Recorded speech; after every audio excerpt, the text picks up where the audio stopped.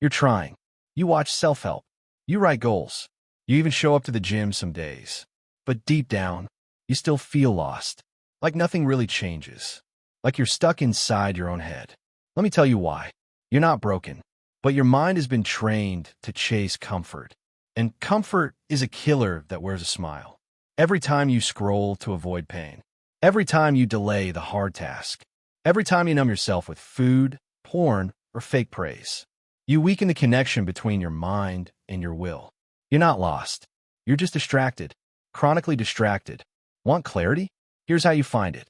Cut the noise. Turn your phone off for 2 hours a day. No exceptions. Move your body. You're a machine. Use it. Do something hard, on purpose, daily. Cold shower. Deep work. Something that hurts a little. No one's coming to save you. No one will rebuild your identity for you. But you can. You're not behind. You're just undisciplined. And that can be fixed. Subscribe if this woke something up in you. We're not here to be average. We're here to evolve. Together.